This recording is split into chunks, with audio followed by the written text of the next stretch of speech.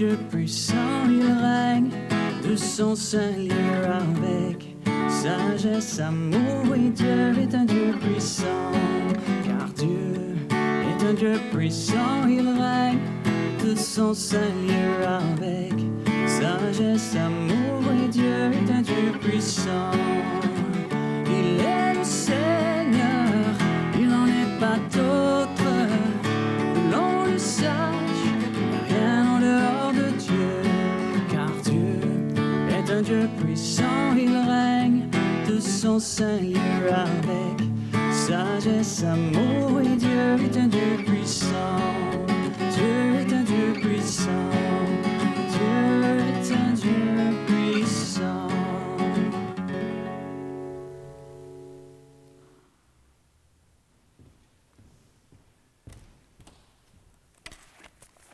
Bon matin.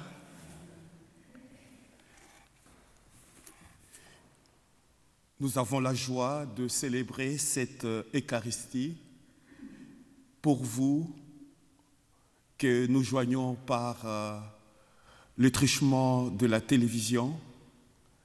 Cette messe est célébrée aux intentions spéciales de prière pour les malades.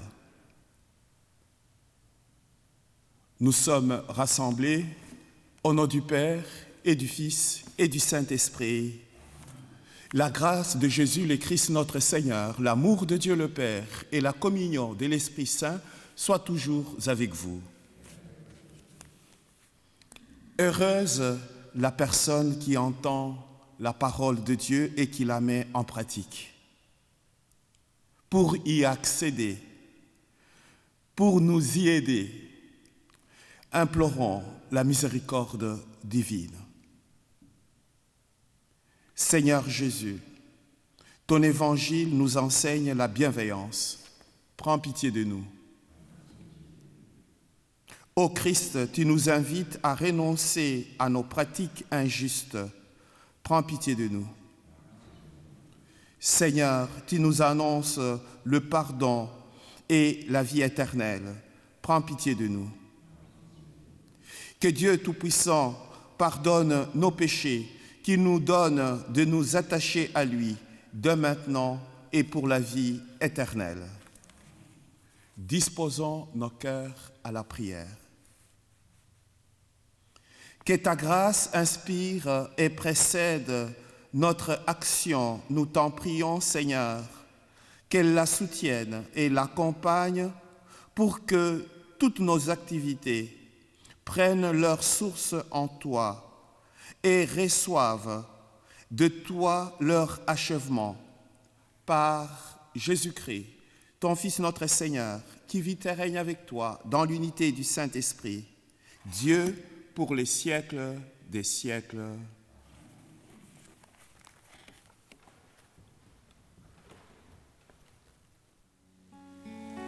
Agneau de Dieu, qui enlève les péchés du monde, prends pitié de nous. Agneau de Dieu, qui enlève les péchés du monde, prends pitié de nous. Agneau de Dieu, qui enlève les péchés du monde, donne-nous la paix.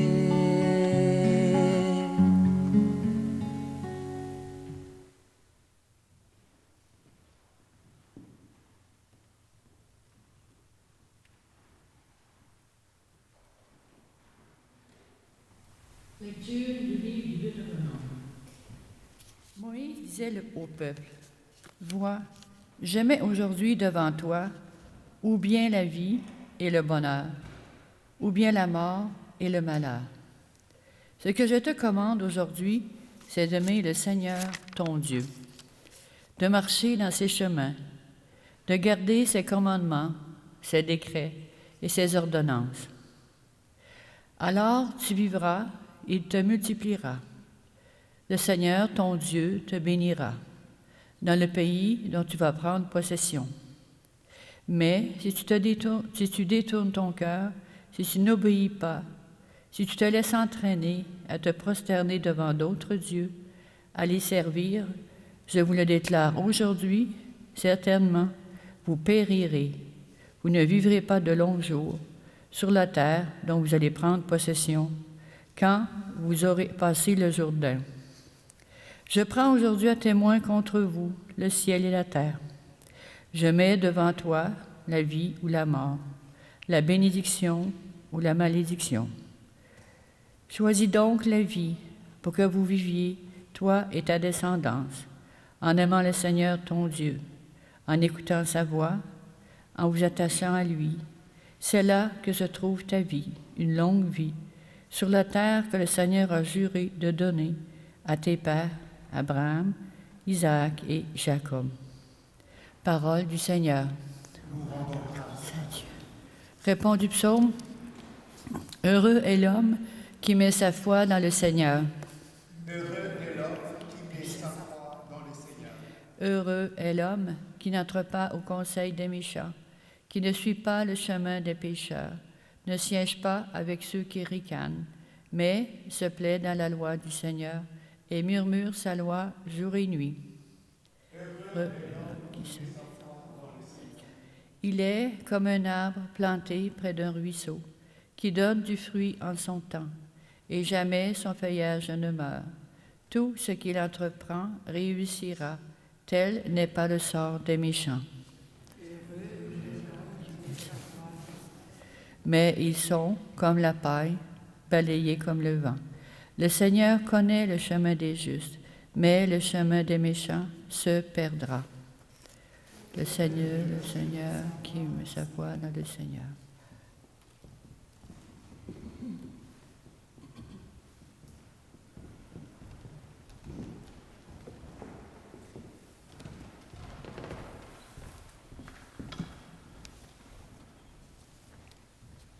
Ta parole, Seigneur, est vérité, et ta loi délivrance.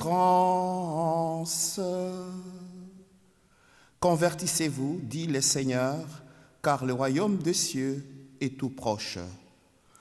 Ta parole, Seigneur, est vérité, et ta loi délivrance. Le Seigneur soit avec vous. Évangile de Jésus-Christ selon saint Luc.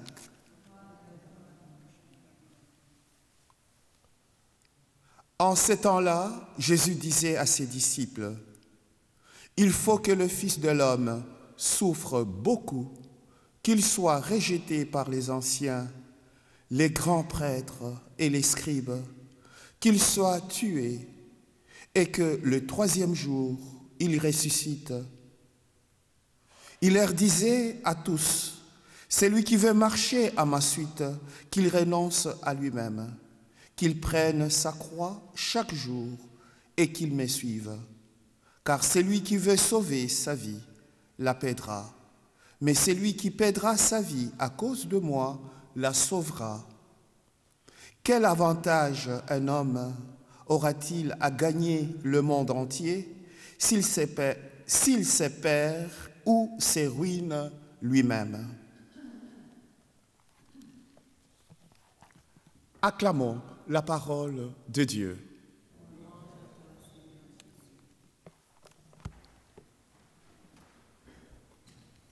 Frères et sœurs, en ces jeudis, après les cendres,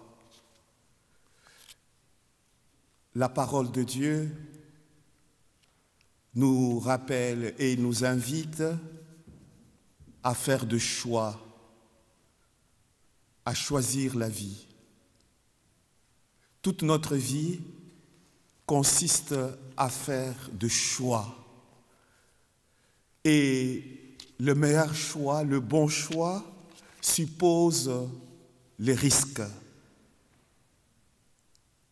Dans l'Évangile, Jésus bouscule cette affirmation dans la première lecture du livre de Deutéronome. Celui qui veut sauver sa vie la perdra. Jésus nous encourage à prendre le beau risque de nous ouvrir à une existence dont l'horizon est éternel, arrimé au Dieu 3 fois saint. Voilà de quoi nous soutenir dans notre montée vers Pâques et nous aider à discerner la vie véritable. Pour ceux et celles qui désirent recevoir les cendres, je vais leur donner cette possibilité maintenant.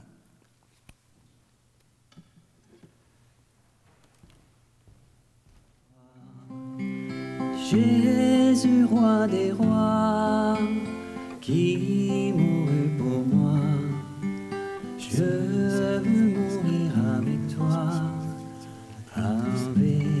sur la croix. J'entends ta douce voix qui me dit crois en moi. Je crois, Seigneur, soutiens ma foi, tiens-moi près de ta croix. Jésus, roi des rois, qui mourut pour moi, je veux mourir avec toi, sur la croix. J'entends ta douce voix, elle pénètre en moi et me dit d'aimer comme toi dans l'amour de la croix. Jésus, roi des rois, qui mourut pour moi, je veux mourir avec toi, sur la croix. Jésus, roi des rois, qui mourut pour moi, je veux mourir avec toi, sur la croix.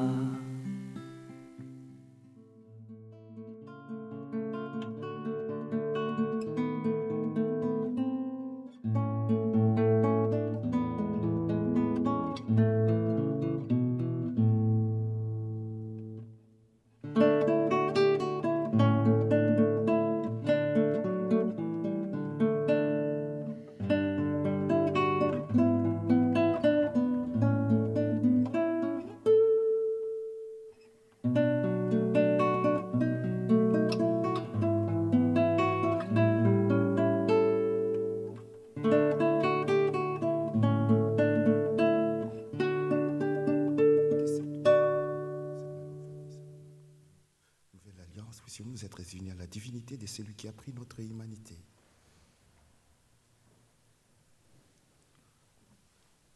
Tu es béni, Dieu de l'univers. Nous avons reçu de ta bonté le pain que nous te présentons, fruit de la terre et du travail des humains. Il deviendra pour nous le pain de la vie. Tu es béni, Dieu de l'univers. Nous avons reçu de ta bonté le vin que nous te présentons, fruit de la vigne et du travail des humains. Il deviendra pour nous le vin du royaume éternel. Humbles et pauvres, nous te supplions, Seigneur, accueille-nous, que notre sacrifice en ce jour trouve grâce devant toi. Lave-moi de mes fautes, Seigneur, et purifie-moi de mon péché.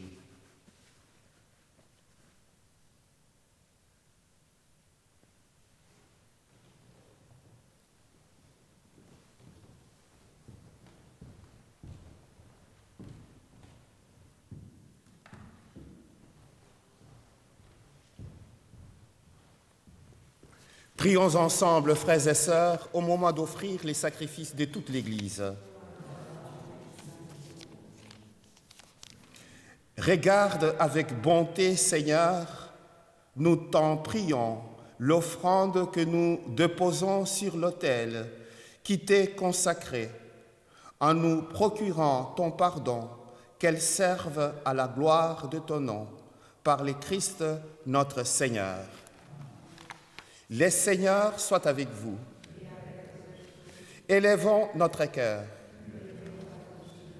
Rendons grâce au Seigneur notre Dieu. Vraiment, il est juste et bon pour ta gloire et notre salut de t'offrir notre action de grâce toujours et en tout lieu, Seigneur Père très saint, Dieu éternel et tout-puissant, car tu veux par notre jeûne et nos privations réprimer nos penchants mauvais, élever nos esprits, nous donner la force et enfin la récompense par le Christ notre Seigneur. Par lui, les anges célèbrent ta grandeur et les esprits bienheureux adorent ta gloire. Par lui s'inclinent devant toi les puissances d'en haut et tressaillent d'une même allégresse les innombrables créatures des cieux. À leur hymne de louange, laisse-nous joindre nos voix pour chanter et proclamer. Saint, Saint, Saint, le Seigneur Dieu de l'univers, le ciel et la terre sont remplis de ta gloire. Hosanna au plus haut des cieux. Béni soit celui qui vient au nom du Seigneur. Hosanna au plus haut des cieux.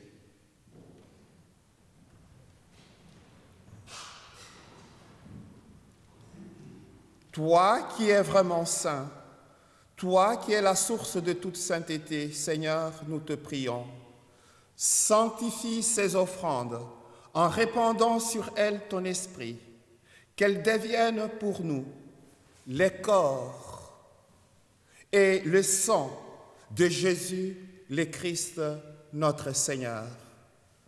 Au moment d'être livré et d'entrer librement dans sa passion, il prit le pain.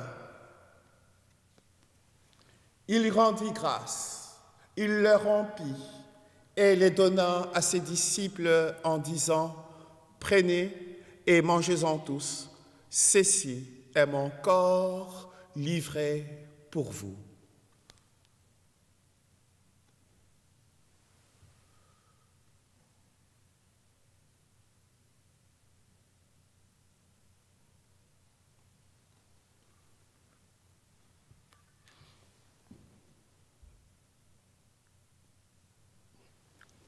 De même, après le repas, il prit la coupe.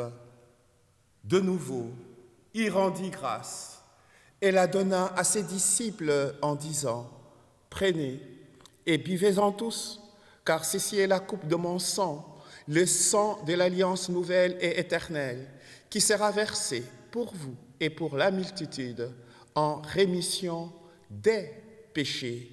Vous ferez cela en mémoire de moi. »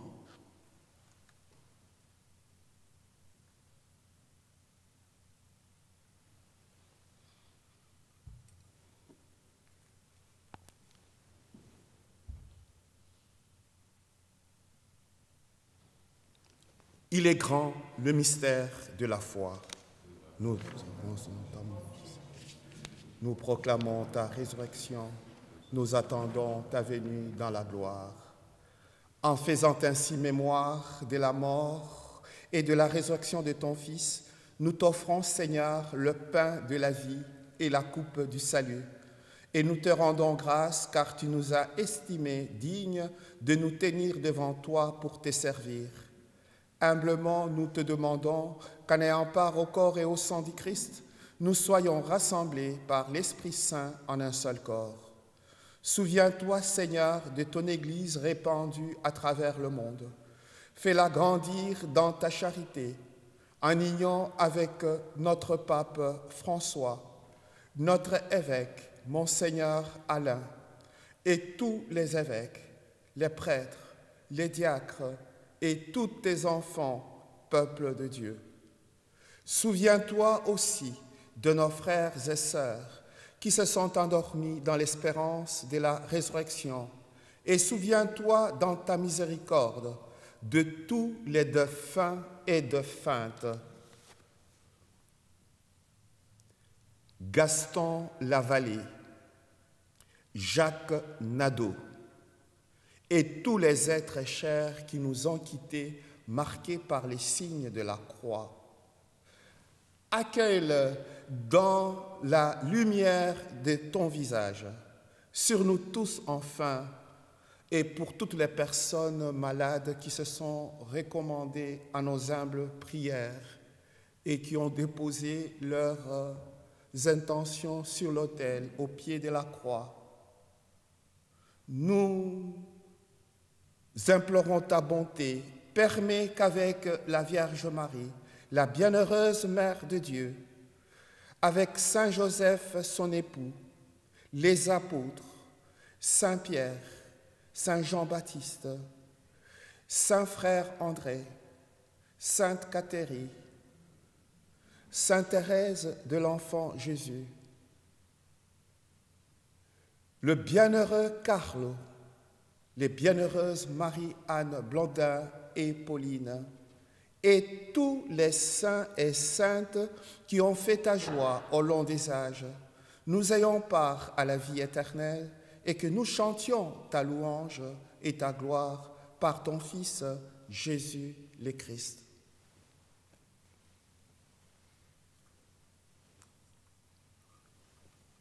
Par lui, avec lui et en lui, à toi, Dieu le Père Tout-Puissant, dans l'unité du Saint-Esprit, tout honneur et toute gloire pour les siècles des siècles.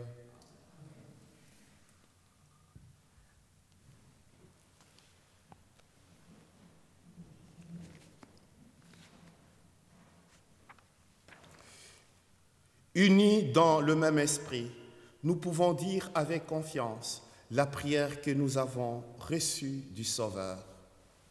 Notre Père, qui es aux cieux, que ton nom soit sanctifié, que ton règne vienne, que ta volonté soit faite sur la terre comme au ciel. Donne-nous aujourd'hui notre pain de ce jour. Pardonne-nous nos offenses, comme nous pardonnons aussi à ceux qui nous ont offensés. Et ne nous laisse pas entrer en tentation, mais délivre-nous du mal. Délivre-nous de tout mal, Seigneur, et guéris-nous de toute maladie. Donne la paix à notre temps, donne la paix dans nos cœurs, dans nos familles, partout où sévit la violence, les injustices et la guerre. Soutenus par ta miséricorde, nous serons libérés de tout péché, à l'abri de toute épreuve, nous qui attendons que se réalise cette bienheureuse espérance, l'avènement de Jésus-Christ, notre Sauveur.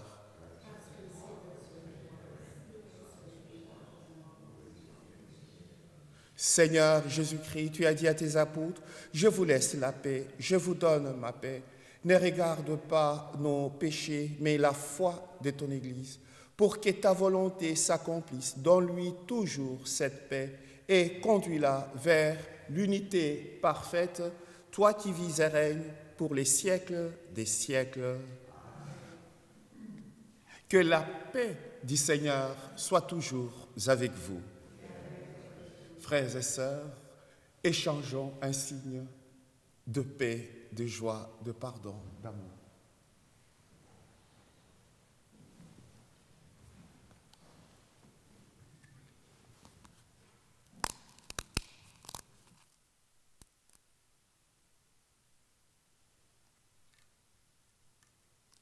Agneau de Dieu, qui enlève le péché du monde, prends pitié de nous.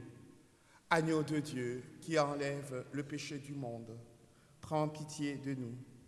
Agneau de Dieu, qui enlève le péché du monde, donne-nous la paix.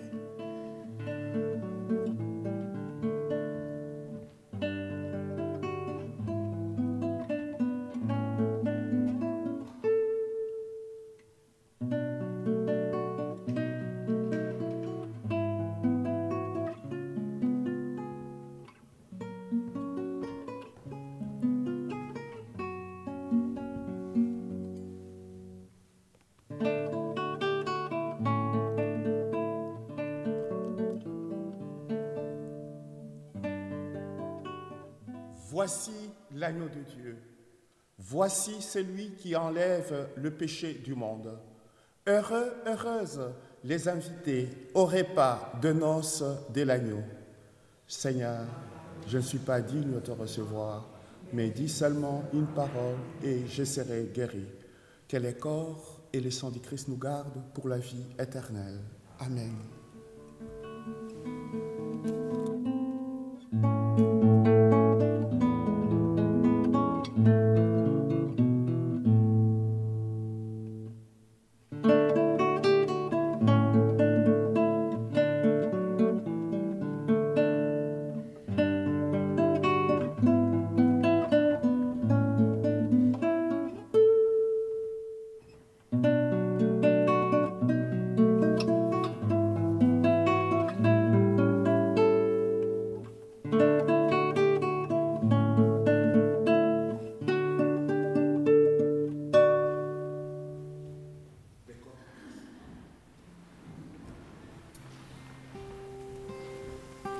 Qui peut nous faire marcher sur les eaux? Aucun autre que toi. Qui peut nous faire sortir du tombeau? Aucun autre que toi. Aucun autre que toi. Jésus.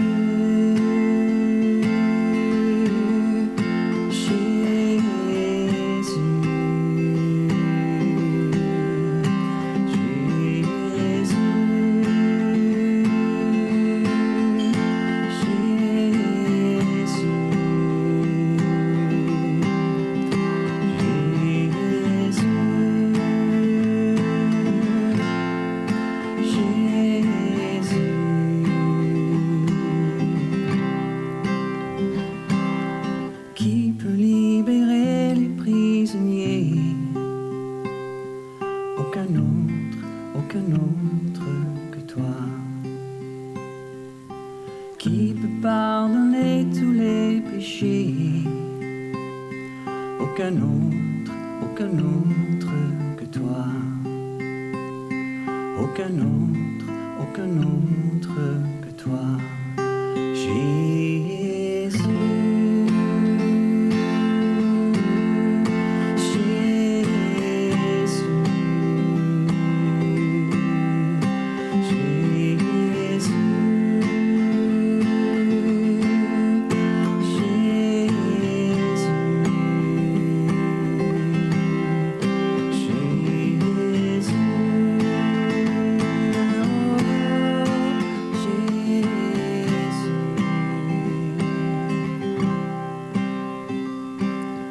Qui peut nous donner la guérison? Aucun autre que toi.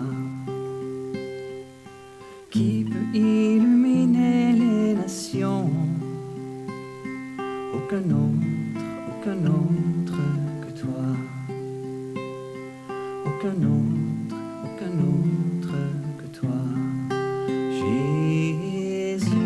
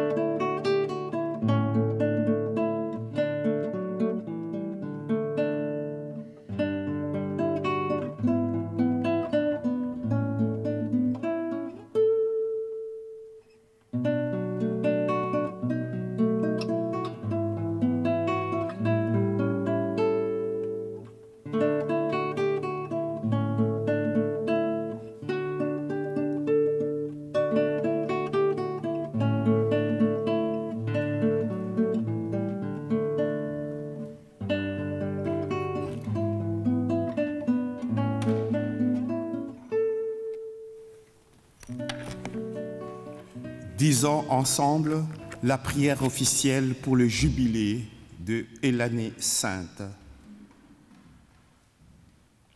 Père céleste, en ton Fils Jésus-Christ, notre frère, tu nous as donné la foi et tu as répandu dans nos cœurs par l'Esprit Saint la flamme de la charité. Qu'elle réveille en nous la bienheureuse espérance de l'avènement de ton royaume. Que ta grâce nous transforme pour que nous puissions faire fructifier les semences de l'Évangile qui feront grandir l'humanité et la création tout entière dans l'attente confiante des cieux nouveaux et de la terre nouvelle, lorsque les puissances du mal seront vaincues et ta gloire manifestée pour toujours. Que la grâce du jubilé, qui fait de nous de pèlerins d'espérance, ravive en nous l'aspiration au bien céleste et répande sur le monde entier la joie et la paix de notre Rédempteur. À toi, Dieu, béni dans l'éternité, la louange et la gloire pour les siècles des siècles. Amen. Disposons nos cœurs à la prière. Puissent ces sacrements que nous avons reçus, Seigneur, nous procurer ton secours afin que notre jeûne te soit agréable et contribue à notre guérison par le Christ notre Seigneur. Le Seigneur soit avec vous et que Dieu Tout-Puissant vous bénisse, le Père, le Fils et le Saint-Esprit. Allez dans la paix du Christ. Bon carême et bonne semaine. N'oublie pas ses bienfaits, oh mon âme, je bénirai son Saint-Nom. L'aurore se lève, un nouveau jour s'éveille, tant béni pour t'adorer, en tout temps, en tout lieu, et quoi qu'il advienne, je veux te louer pour l'éternité. Magnifie le Seigneur, oh mon âme, et bénis son Saint-Nom. N'oublie pas ses bienfaits, oh mon âme, je bénirai son Saint-Nom. Je bénirai son Saint-Nom. Je bénirai son Saint-Nom.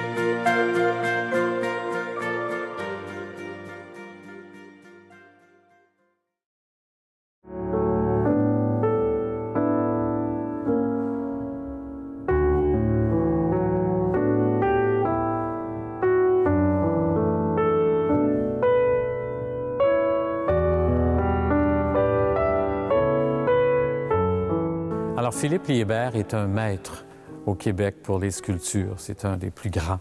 C'est d'ailleurs le professeur de plein de sculpteurs qui l'ont suivi. Alors, Liébert a fait plusieurs églises au Québec, mais ici, à Saint-Michel, nous conservons la plus grande intégrale de lui.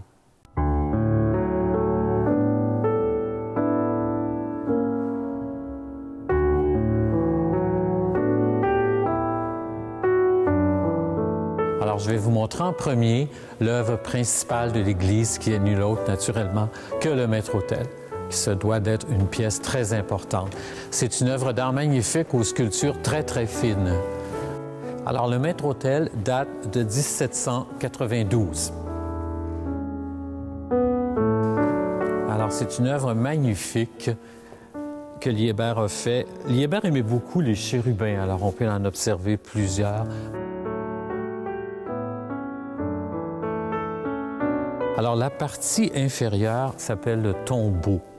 C'est ce que l'autel même, la table. C'est composé ensuite de la partie intermédiaire, la monstrance, où on exposait, entre autres, le Saint-Sacrement lors de prières.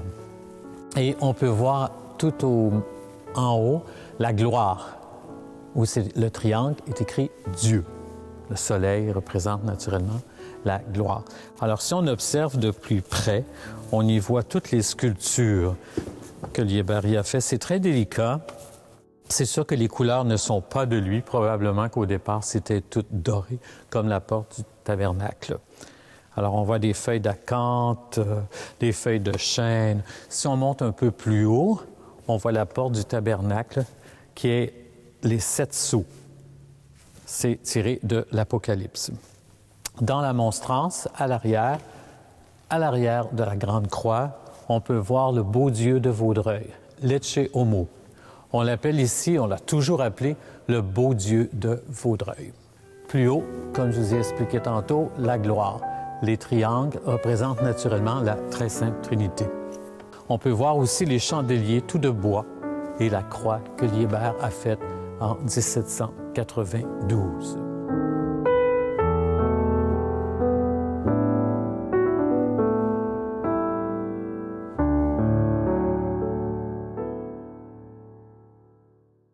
Alors, Liébert a aussi sculpté cette œuvre majeure qui a servi comme modèle à travers tout le Québec. C'est le chandelier pascal.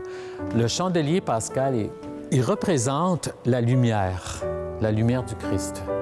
Alors, on l'utilisait beaucoup aux périodes importantes de la vie d'un fidèle, c'est-à-dire à son baptême, on pouvait l'utiliser, aussi au décès. On place encore le cierge pascal. Cette œuvre-là est magnifique. Elle est recouverte entièrement de feuilles d'or. Et sur la base, on peut y voir un petit médaillon de Saint-Michel. Il a été restauré par le Centre de conservation du Québec. C'est en bois. C'est du bois qui est tout recouvert de feuilles d'or. C'est des sculptures très délicates aussi. Liébert était vraiment la perfection même dans la sculpture.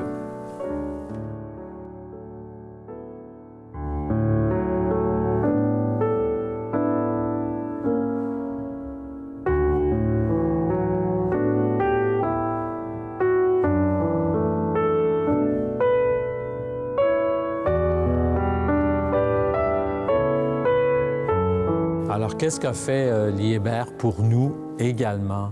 Il a fait la chaire, qui est une autre pièce maîtresse qu'on peut admirer par ici. Alors, c'est une autre pièce maîtresse très importante dans une église, la chaire. Le curé l'utilisait pour ce qu'on appelait à l'époque les sermons. Aujourd'hui, c'est devenu des homélies. Mais lui, c'était vraiment des sermons. Et c'est composé de 2 parties. Vous avez la cuve, où se tenait le curé debout, et vous avez l'abat-voix, parce qu'inutile de vous dire qu'à l'époque, les micros n'existaient pas. L'abat-voix est vraiment efficace, en ce sens qu'il retourne le son vers le sol, et tout le monde pouvait l'entendre.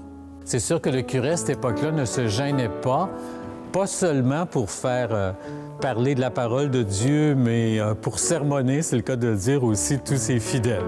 Il mettait carrément son opinion en essayant d'influencer tout le monde. Le communisme athée emploie tous les moyens pour extirper des âmes la connaissance et l'amour de Dieu. Il joue un rôle prédominant sur le plan international et il essaie de s'infiltrer dans tous les milieux sociaux. Les hommes d'État doivent être bien prudents pour ne pas devenir les complices d'une idéologie qui a rejeté tous les fondements de la morale et du droit.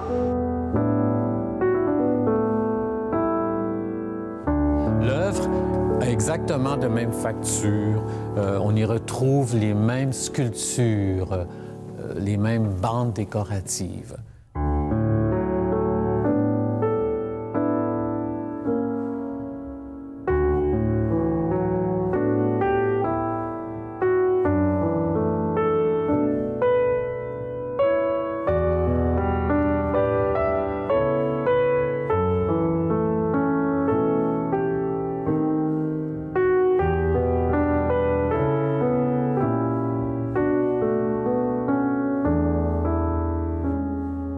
On ne l'utilise plus, sauf une fois par année au seigneurial.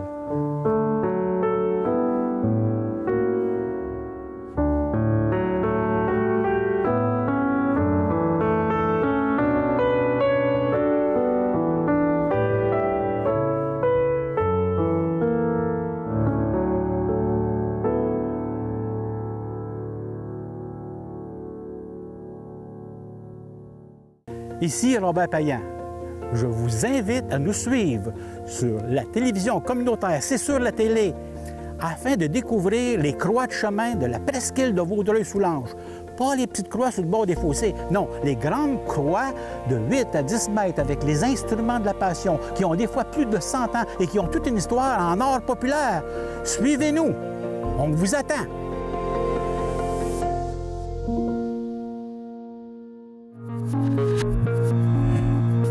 Ma ville, ma passion, c'est une émission où nous avons la chance de discuter avec des maires et des mairesses, mais surtout des personnes impliquées, audacieuses, de cœur, qui sont passionnées par leur ville, leur municipalité, qui vivent des enjeux économiques, environnementaux, de développement. Je vous attends chaque semaine en compagnie de vos maires et mairesses à l'émission Ma ville, ma passion.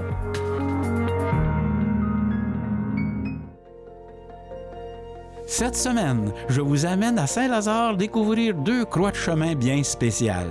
La croix de la rue Garot avec sa niche personnalisée, mais tout d'abord, allons voir celle que l'on surnomme le Calvaire Saint-Louis.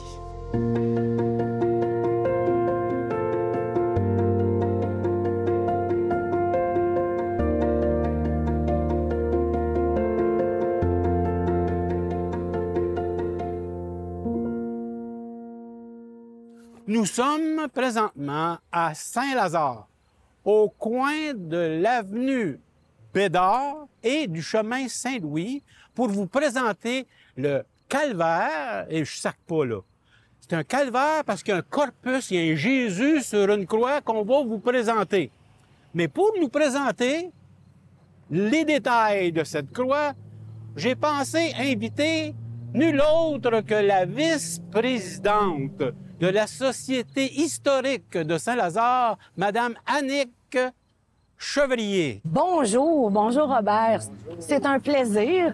Alors, comme tu l'as si bien souligné, on est présentement sur la propriété des Martel, au coin de l'avenue Bédard et du chemin Saint-Louis, où se trouve la dernière croix originalement de Saint-Lazare.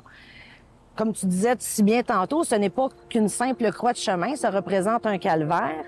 Ce qui est à savoir, c'est qu'avant que les Martel fassent l'achat de la propriété ici, au tout début, la propriété a été construite et appartenait à M. René Lauzon, qui était cordonnier et opérait son atelier de cordonnerie au sous-sol.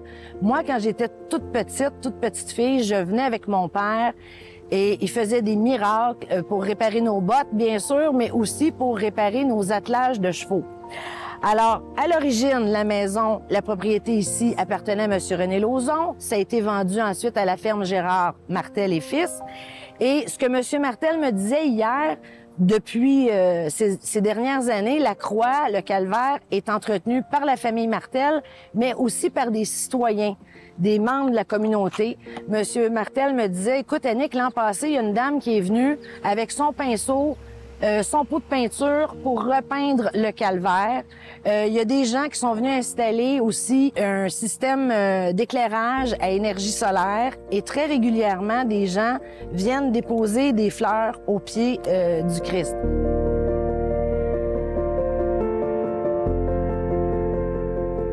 Une personne qui pourrait vous en dire davantage sur les origines de la croix serait Suzanne Lauzon. Nul autre que Suzanne, ça me fait plaisir, Suzanne, que tu sois là, qui est la nièce de M. René Lauzon, le cordonnier, qui était sourd et muet, et lui et son épouse habitaient ici. À ce moment-là, moi, quand j'étais petite, puis que je venais, la croix avait déjà un Jésus. Mais toi, tu dis qu'il n'y a pas toujours eu un Jésus dessus. Moi, j'ai 75 ans bientôt, puis le Jésus doit avoir été posé quand j'avais 15 à 18 ans. OK. À ma mémoire. Mais OK. là, c'est loin, ça. Aux alentours de... Mais qu'est-ce qui a fait qu'à un moment donné, on a érigé, on a installé sur la croix un Jésus? C'est tous les citoyens durant Saint-François qui ont payé pour acheter ça. Ils sont mis ensemble, comme M. Cyril Daou, Jean Lauzon, René, mon oncle René, Horace Poirier, Lucien Poirier, Ernest Lauzon, Willy Castonguay, Gérard Martel, Harvey, tout ça.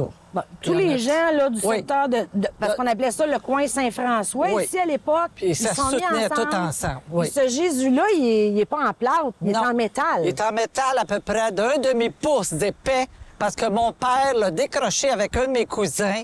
Puis une fois, on l'a emmené dans un hangar chez nous, je l'ai sablé, puis je l'avais peinturé. Ça, j'avais à peu près 35 ans quand j'avais fait ça. Puis après ça, on est revenu le reposer là.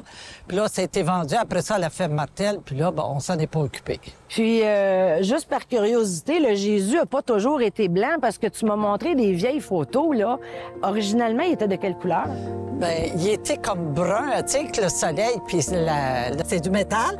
Et puis on l'avait peinturé comme or, nous autres, mais ça n'a pas resté longtemps. OK, ça l'a oxydé, hein? Oui. Ça a comme bruni. Bien, merci beaucoup pour ces informations-là. Ça nous en apprend davantage.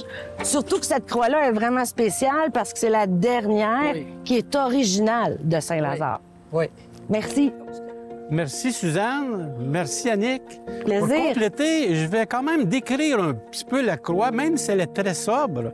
D'abord, ce qu'il faut dire, en plus d'un corpus, le corpus qui veut dire tout simplement le corps du Christ, là, appliqué sur la croix, c'est une croix simple, il n'y a pas de décoration. Ce sont des madriers, 3 étages, 3 rangs de madriers 2 par 12 qui servent pour le montant.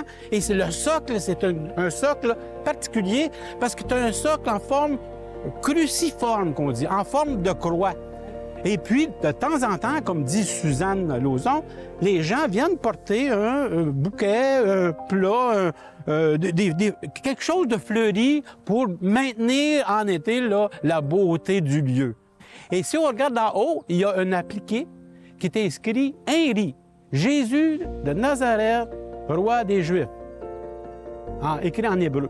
Et ça, c'est au-dessus, dans la hampe supérieure. Mais vous remarquerez que les extrémités, c'est des extrémités finies, qu'on appelle ça en aigu.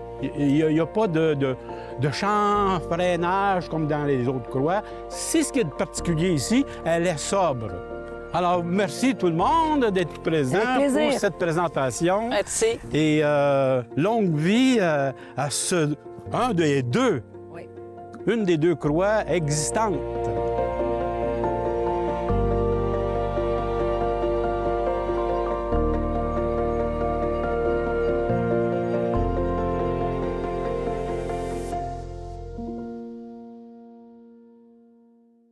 Nous sommes présentement à Saint-Lazare, sur la rue Garot. J'ai avec moi des gens qui vont nous expliquer la fameuse croix Garot. Et pour l'expliquer, j'ai avec moi la vice-présidente de la Société historique de Saint-Lazare, Annick Chevrier. Bonjour, Annick. Bonjour, Robert. Ça va bien? Très bien, et toi? Oui, ça va très bien. Toujours un plaisir de se retrouver. Oui, si tu veux bien nous préciser où est-ce qu'on est présentement. Nous sommes présentement au 1246 de la rue Garot, sur une propriété privée, la propriété de M. Alain et Mme Raymonde Garot. Ce qui est assez inusité parce qu'habituellement, les croix de chemin se retrouvent en bordure de route. Mais cette croix-ci, ce qu'il y a de particulier, c'est qu'elle n'est pas originalement de Saint-Lazare. Elle vient du chemin Saint-Féréol à Les-Cèdres. Alors, qu'est-ce qui a fait que la croix de chemin de Saint-Féréol à Les-Cèdres s'est retrouvée ici, sur une propriété privée à Saint-Lazare? J'ai ici M. Gaétan Boucher, qui est un résident de Saint-Lazare et qui peut nous en dire un petit peu plus sur cette histoire. Comment se fait-il que la croix s'est retrouvée ici à Saint-Lazare? Ça fait très longtemps, mon beau-frère me disait tout le temps que j'aimerais ça avoir une croix de chemin. Là, un jour, en m'en revenant des Cèdres, parce que j'ai de la parenté aux Cèdres, dont mon fils, j'ai vu la croix couchée à terre sur le bord du fossé qui sépare le terrain de M. Cousineau et du fils Cousineau. J'ai demandé qu'est-ce qui arrivait avec la croix. Bien, il dit on n'est pas intéressé à la remettre sur le terrain et puis on veut s'en défaire. Un coup, avoir mis dans la remorque, le monsieur, il dit j'ai le socle avec. Là, avec son tracteur, il a réussi à le chaîner, à lever le socle, puis à le mettre dans la remorque juste à côté de la croix. Là, on est parti de là, on est venu ici. Lui, on avait fait un trou, et puis là, on a mis le socle dans le fond, en se laissant un peu d'espace pour jouer avec, pour le tourner un peu, le mettre dans cet angle-là. Parce qu'on voulait vraiment que ça soit comme la vision du chemin, tu sais. Après ça, on a installé la croix. On l'a mis avec ses boulons originaux, puis tout est original. Puis il restait la niche. Oui, il restait la niche. La niche a été rajoutée parce que la niche originale était était vraiment défaite. En piètre état. C'était plus bon. Et puis, j'ai sauvé... qu'est-ce qu'il y a dedans, là, la Sainte Vierge avec le chapelet puis tout ça. Mais j'ai rajouté une photo de mon beau-père. Et puis, lui, il restait juste au bout de la rue, dans le domaine en arrière de moi. Ça a été une belle façon d'honorer le patrimoine religieux, parce que sinon, cette croix-là était vouée à être détruite probablement. Brûlée peut-être, tu sais. Alors vous, en l'ayant récupérée, en l'ayant érigée ici, ben on assure la pérennité de la croix. Oui, mais parlant de la croix, on va en profiter pour la décrire de tous ces ornements, dont les ornements de la Passion. Alors, si on observe la croix un peu, c'est une croix qui est faite en bois, qui a été chanfreinée, elle a été peinte en blanc, et il y a des objets. Par exemple, à la traverse, là, entre la hampe et la traverse, il y a un cœur. Bien, c'est comme partout dans toutes les croix de chemin, il y a le cœur qui symbolise le cœur sacré de Jésus qui a été déterminé par Monseigneur Alfred Langlois dans les années 50. Partout sur le territoire du diocèse, sur les croix de chemin, il doit y avoir un cœur pour identifier la région. Ensuite, si vous regardez au-dessus de la partie de la hampe supérieure, vous avez un écriteau peint en rouge avec l'inscription des lettres INRI, comme d'habitude, qui signifie en français Jésus de Nazareth, roi des Juifs. Et si vous regardez ensuite, à partir de la traverse vers la hampe inférieure, il y a du côté droit une échelle qui symbolise le corpus qu'on enlève de la croix. Et à gauche, on a, c'est un petit peu en défaillance de sa pointe, là, mais c'est censé être une lance qui permettait de perforer le cœur de Jésus. Alors, le cœur qui revient encore. Et puis, en dessous, dans la hampe médiane ou principale, on a la niche dans laquelle se trouve une photo. Hein? Et on a aussi une petite statuette de la Vierge et un chapelet. Et ça fait partie de la niche, qui est caractéristique souvent des croix de chemin chez nous.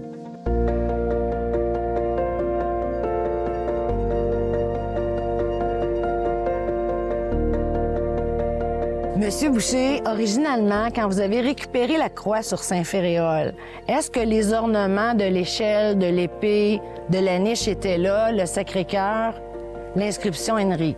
Non, la croix, l'échelle et le semblant de lance n'étaient pas là. Et puis la photo de mon beau-père n'était pas là. T'sais. Ce qui est intéressant, vous avez ajouté la photo de M.